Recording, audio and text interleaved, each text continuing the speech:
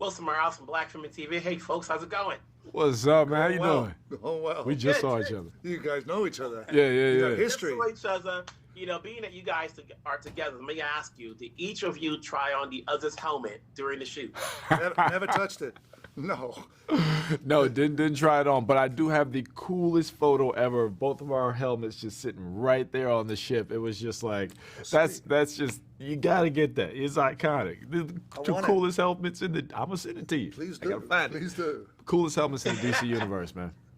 Coming into this, obviously, it's now the DC world. Pierce, you've done so many films and projects throughout the years. Did you have to do a deep dive into playing Dr. Fate? Because fans are going to be asking you, you know everything about this character. Oh, well, I know as much as I know about the character, and I didn't know much about him when I started, but I certainly do know a lot more about Dr. Fate now. I mean, he is one of the oldest, most respected, most powerful sorcerers in the whole kind of universe of DC Comics. So he and I got on well together. I enjoyed playing him in the company of this great man here, Aldis. It was Likewise, brother. it was easy. It was smooth.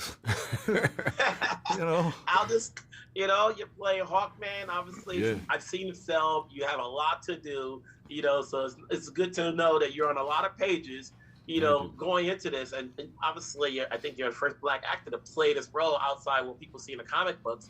How do you take on that role, knowing what people are looking for from the comic books and hopefully can transcend on screen? I approach it as a fan. I grew up on comics and things like that, but when it came to Hawkman, I wasn't as well vested. So when I got the job, I did a deep dive into the graphic novels, a lot of the Jeff Johns work and a lot of the prior work, just to sort of figure out where his nature was as a man, like outside of the superpowers, right? Because that's what I'm going to lead with in terms of building this character. The great thing about this film, it is a superhero film, but it's not commercial fluff, right? There's real rooted honesty, there's heart in it, there's real desire, and these characters are actually real people. So I wanted to come at it from an artist's point of view and make sure that this is actually an actor's piece, right? Who is the man behind the mask? And then when you get to the mask, you get to the fun. But for me, being able to step into these shoes in this way is incredible. I understand the true value of it, which for me, the biggest value comes out of the representation and, those conversations that are going to open up, and then also the conversations that are going to cease, because you can no longer say, well, you can't do it and this is not possible and you're not able to. Well, guess what? Look, there it is. You know what I'm saying? We've already disproven all of that. Now open up your minds to understand the value of the perspective of our director, Jaume, Collet-Serra, who came to me and said, look, you got this job because you were the right actor for the role. That's what needs to happen and continue more, and I hope that people can sort of take his example and learn to lead from that. This is a DC film. This is a superhero film, but this is also an action film. Yeah. Pierce, you've done your share of action films. Obviously, in your heyday, playing James Bond and all. Did you feel comfortable coming back years later doing this type of movie and getting back in the saddle of action, knowing there's going to be a lot of CGI and all? Of course. No, I felt very confident. The script spoke to me. The character spoke to me. Jaume Collet-Serra and I had a good relationship. We kicked off on a right footing. I really admired his work. The work of Aldis, Quintessa, and Noah, I began to find out and realized pretty quickly once I was on the set that I was in the company of really fine actors who have good heart, good soul, good passion for the work.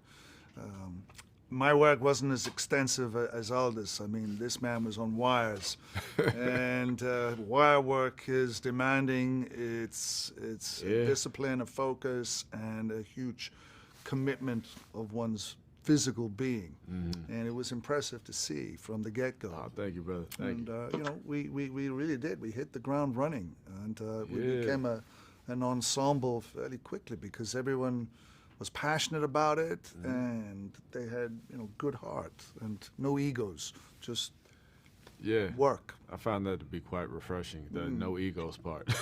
Yeah. The ensemble that works, a film that works. It's good talking to you guys. Congratulations. We'll talk down the road. Thank you, man. On the road. Peace. Jeez. Hey, Wilson Morales from Black Film and TV. What's going on, folks? Not much.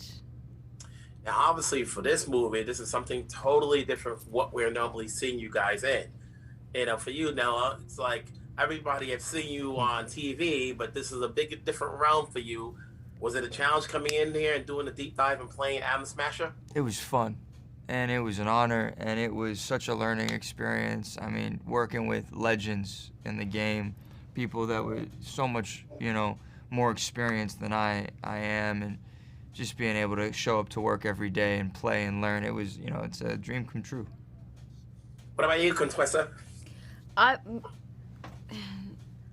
mean, it was honestly like a dream. I have watched so many superhero films and have always kept an eye on DC after I got really familiar with Watchmen back in high school.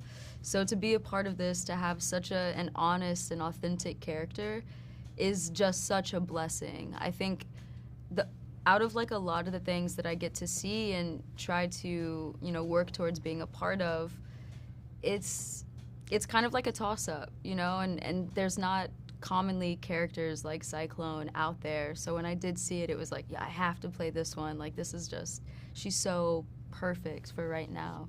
So yeah. Mm-hmm. For you, Noah, you get to have this off your bucket list. Not only you're playing a superhero character, but you're also dealing with CGI. It's a whole new experience for you, especially when you're dealing on this film that has a big budget, I'm assuming. And you get to work with Quintessa and the rest of the cast, right?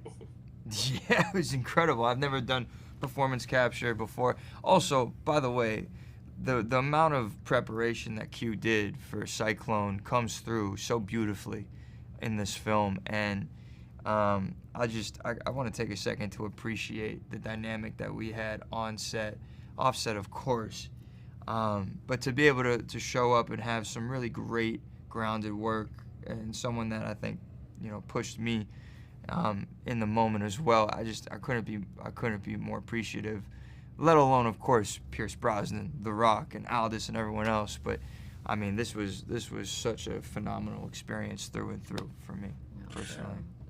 Q, I'm in New York, and I just saw you in Master Gardener. So congrats on that film. Congrats on this film. Totally different from the other. Yeah. What goes into saying yes to the projects you take?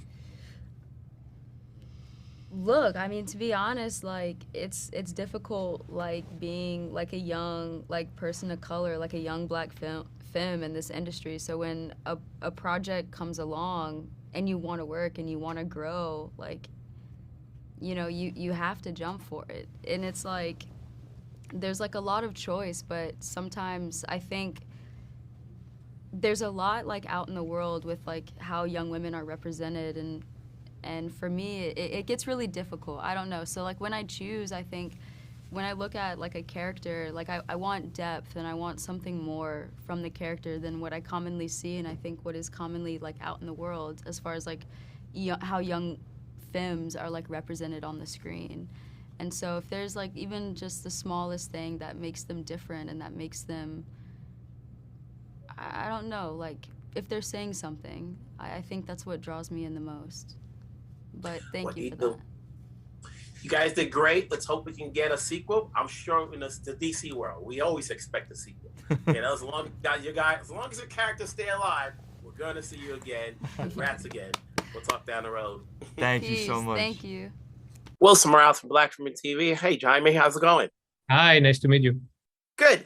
When you take on this type of project, how much of a challenge is it for you, not only having to direct the cast you have involved, but adding something from the comics that fans will appreciate as opposed to something totally new? I appreciate the comics, and I think that it's great. And it's my first time, obviously, doing a comic book movie, but also the first time ever doing anything based on something that has such a wealth of material. So it is great. It's exciting. First, I read everything that there was to read about Black Adam and any other story related to him, and several times. And then we were trying to figure out ways to put as much from that wealth of mythology into the movie while still making our own movie. But there's a lot of images and situations that are inspired by that, if not almost literally grabbed from those those panels, especially like when he sits on the throne, being one of them. Also when he has two guys up in the sky and the lightning all around, like those are things that are pretty much like taken from the comic book. Is there anything you wanted to make something different, whether it be the color of the costumes or, you just mentioned the chair, but you wanted to bring in your own style so that way, even though we're... It's not for my own style personally, but you just have to adapt to, there's so many versions of everything, in these characters. They have like, they're legends. They have thousands of pages and thousands of drawings of Hawkman, Dr. Fate, Atom Smasher. So you just have to make decisions where you can, be faithful to the comic books, be faithful to the lore, but also like, help the actor, make the actor look good, and then all of the other technical challenges that might appear. One of the things that I changed, was the helmet of Dr. Fate, which in the comic books it has eyes, and we removed those eyes because I wanted to use more the reflection of the helmet, and at the same time I wanted to feel, his magic, person, if you're magic and if the helmet is the one that's really holding the power, then the eyes are completely unnecessary.